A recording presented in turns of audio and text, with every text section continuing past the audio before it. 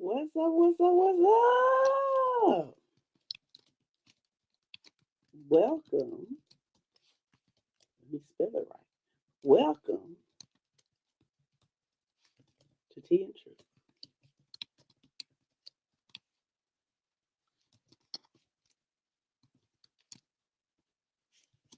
I am Karen Booth, your host.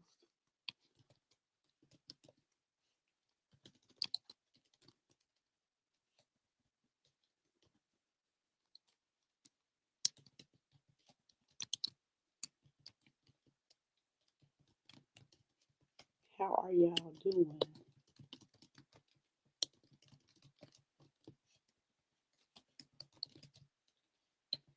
How are y'all doing?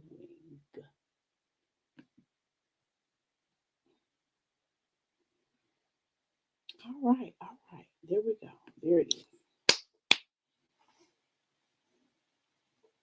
We are back from the holiday. We should print our notes. We are back from the holiday,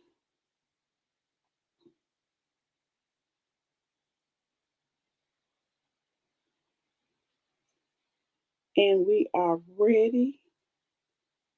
My God, we are ready to get this show on the road, get this road on the show.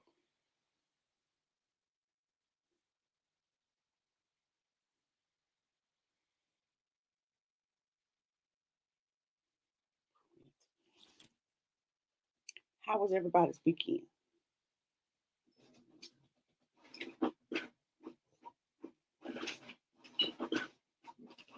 How was everybody's weekend? I had a 3 day weekend. My husband was supposed to have a 3 day weekend, and he did not because he had a 9 day snow vacation, a snowcation. And so, to open up his first year of being Mr. Booth, the teacher, he got a 9 day vacation. He got his first day off, his first holiday to observe. Got that taken right on up. So that that is how his weekend is going. He was off, you know. I was relaxed and rested, and I hope that you were as well.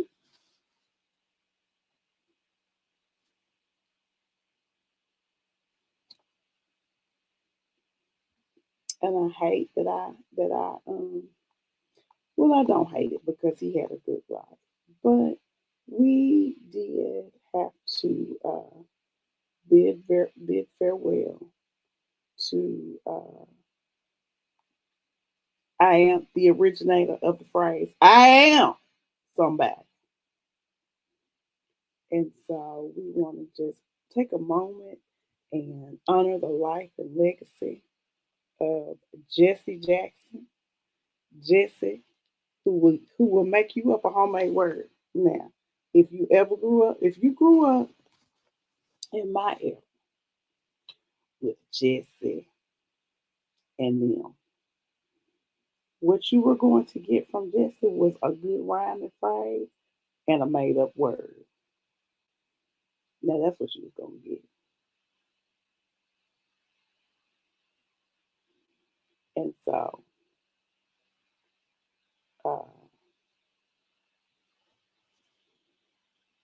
Reverend Jackson gave a lot of us who are middle aged now, uh, gave us a lot of things to think about.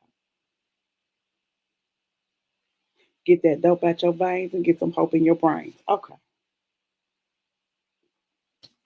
If you didn't grow up with that, you don't understand perhaps the sense of loss that I feel right now.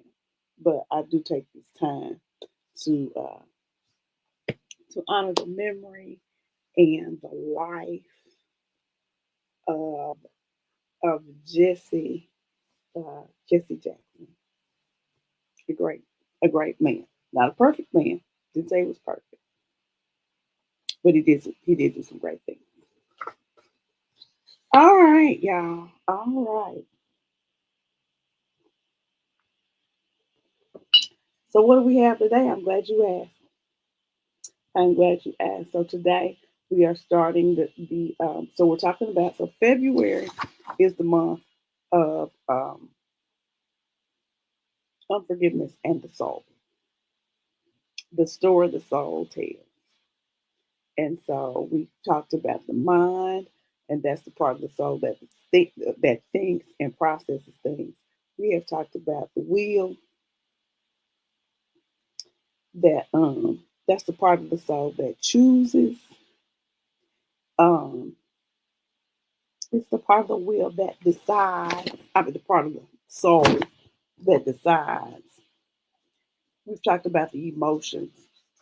Those are the those are the reactions that flare up immediately when you see the person who did something to you. The thing that flare ups immediately, that's the emotion.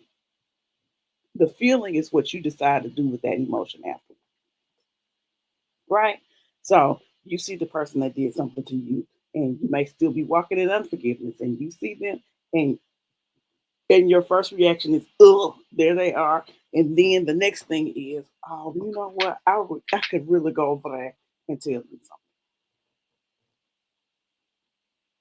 or you can say, "Yeah, they did it. I'm not fooling with that because I'm not letting that mess up my day."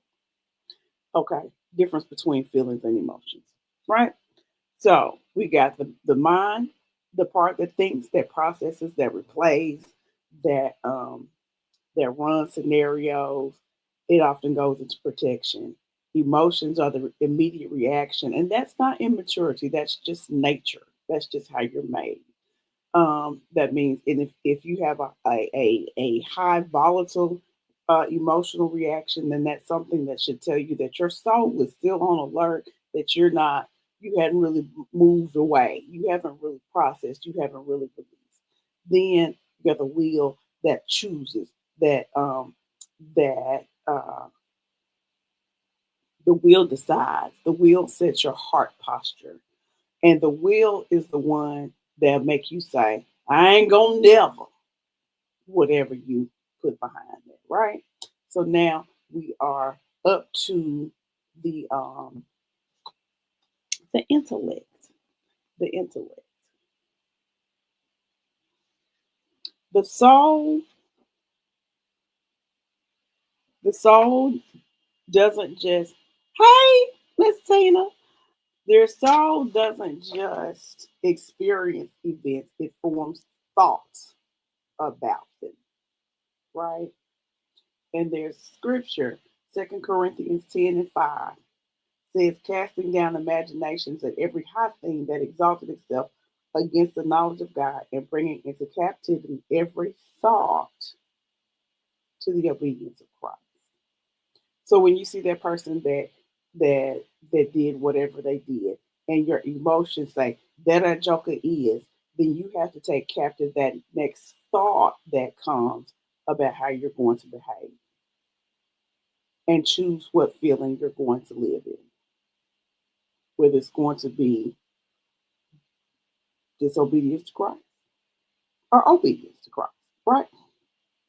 And so now we're on the intellect. That's the part of you. That's the smart part of you. That's the smart part of you. Y'all so smart. Y'all so smart. It doesn't just process what happens, it processes what it meant, and it assigns a meaning to it, right? So it creates conclusions. So the intellect is going to process what happened, why, what for, what it says about you, what it says about the person, what should you do. It's going to make all these decisions. It's going to be all these decisions, right? And that's where you go to the place of, "Oh, they did that. They must think I'm a all that extra. They must not respect me." And maybe they don't. I'm not saying that they don't. I'm just saying that that's where the decision center is for that. You know, what does this? It assigns a meaning to them. What does this say about them? What does this say about me? What And so then when you get to that space of you you don't process forgiveness about the things that have happened, right? And so you can have all these unresolved things that are lingering, festering in your soul. And so then you start making statements like, nobody ever respects me. I can't trust people. I'm not saying this. I'm just saying these are the thoughts and these are the conclusions that our intellect will make for us when we don't let forgiveness do its good work. So when, you know, you start thinking about, what is it? So why do people do this? What is it? It must be me. It must be them. Oh, I can't trust people. People always, then we get to those. People always leave. People always hurt me. People, and y'all really, it's not a whole bunch of times where anything is either always or never, right? Like on the test, when you the question that says such and such never happens this kind of way, that's probably not true. The same way, if you say such and such always, it's probably not true. Just like on the test, if the statement says such and such always or such and such never. Okay. But we make these conclusions, we draw these answers because the intellect is trying to make sense and trying to make you be okay, trying to help you to not be in panic, trying to help you not be in fight or flight, trying to help you not be on high alert all the time because you have some unresolved unresolved issues regarding forgiveness hung off in your soul. So you can actually say, I forgave them, but maybe you're just saying it. Maybe you're not actually choosing. Because if the story is still alive, like if you see the person today and don't see them for another 6 months, and you flare up the same way in 6 months that you did when it first happened, the story is still very much alive within you. The wound is still very much open, no healing has taken place. Didn't say you shouldn't have some feelings. What I'm saying is those feelings should be subsiding. Okay? So you're still living inside that conclusion. You're still living inside that. See, that's why I don't fool with the people. That's why I don't fool with the people. Well, if you're living in that's why I don't fool with the people, then the hurt is still there. And so because forgiveness is a choice that you have to continue to make, you you have to continue to say, to choose, not just say it, but you have to choose, I forgive them. They walk by you. They may do something ignorant like don't speak. You can't get mad because they don't speak. They might know what they did was wrong and they not finna talk to you because maybe they not finna apologize. Because they over there in whatever feelings they got. They ain't got nothing to do with you. When you see them again, you say again, I choose to forgive them. I choose to forgive them. It calms, it helps, it helps with the healing process. It keeps the healing process going. Right. And so again, not again today, but I've said it before, it's when Jesus is telling Peter, you have to forgive somebody 70 times, 7 times. And I tell y'all all the time, when I was in high school and I heard this, first taught, and I was like, so they got to do something to us 490 times. Because I'm literal in my thinking. They got to do something to us 490 times. No, And then on 400, on time 491, I can go on and flip out. No, no. It's you have to continue to say, I forgive them. You have to continue to say, I make the choice that I'm not going to let my feelings be all over the place because of what they did. We talk a lot about that in the class that I teach. We can talk about it on tomorrow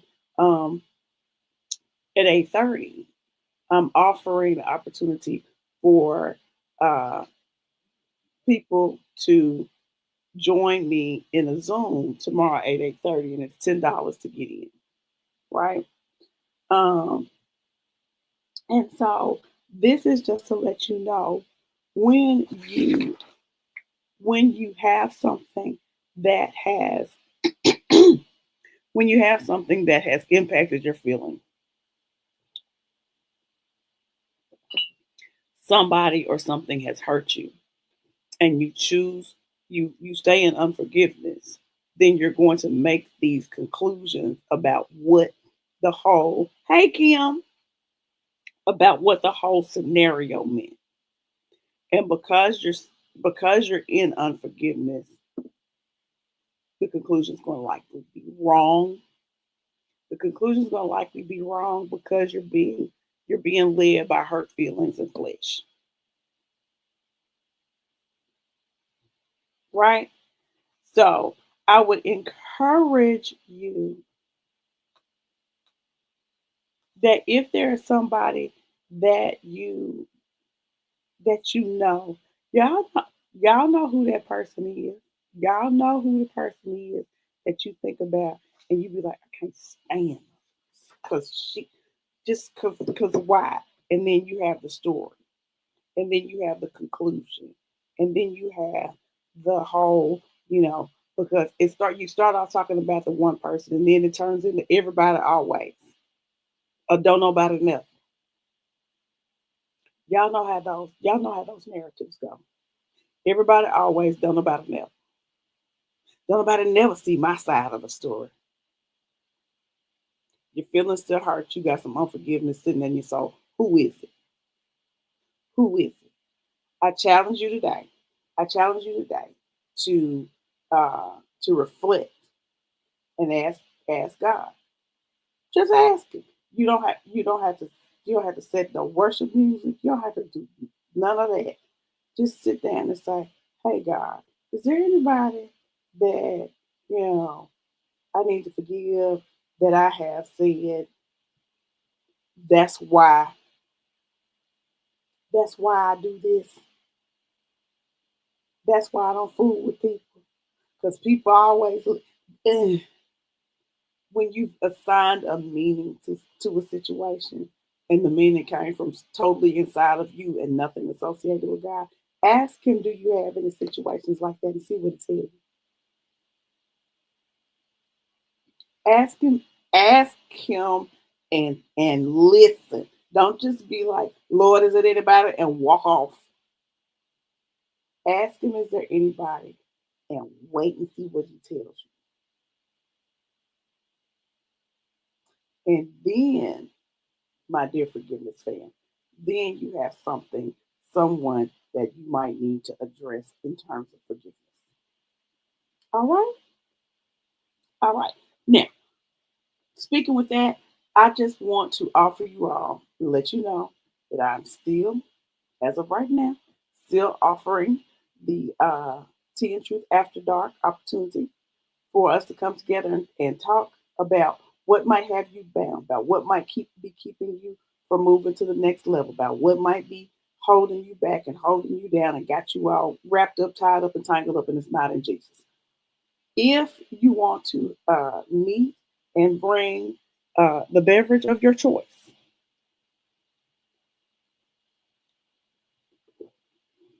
I got tea today, lemon, peach, and mint.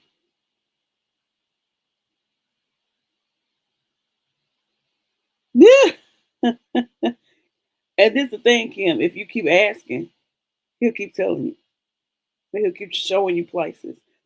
And it may be some situations that he'll take you even further into. because as you learn about forgiveness, your capacity to forgive increases. I know it sounds ridiculous, it sounds crazy, but trust me, and I tell you what I heard, I'm telling you what I know.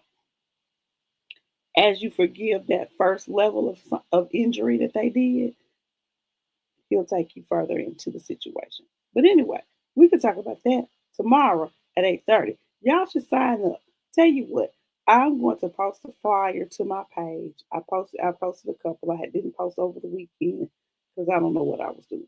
But I'll post a flyer to my page, and you can get the payment information off of there.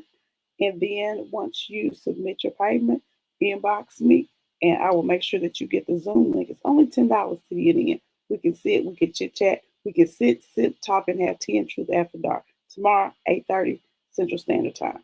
All right, that's it for me today. Y'all have a good one. I'll see you tomorrow at 4:30.